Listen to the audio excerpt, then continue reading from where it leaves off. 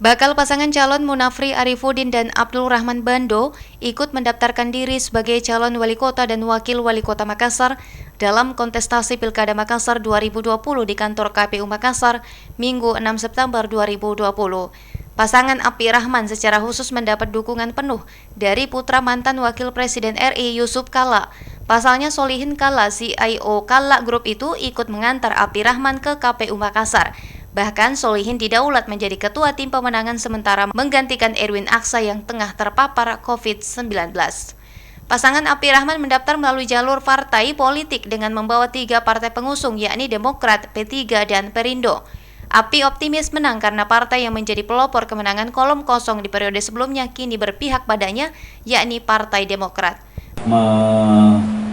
Menyerahkan seluruh dokumen-dokumen yang menjadi persyaratan dan alhamdulillah telah diterima dan dinyatakan diterima oleh rekan-rekan dari komisioner KPU Kota Makassar, dan kami berharap proses-proses selanjutnya akan kami ikuti dengan baik, dan seluruh rangkaian proses ini akan menjadi proses di mana seluruh baik kelengkapan administrasi maupun pemeriksaan kesehatan akan kita jalani dalam waktu yang dekat ini.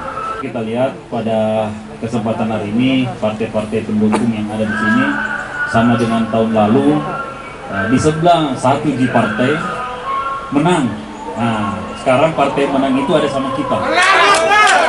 Ditambah lagi dengan teman-teman yang lain yang alhamdulillah bisa kita lebih solid di tahun ini.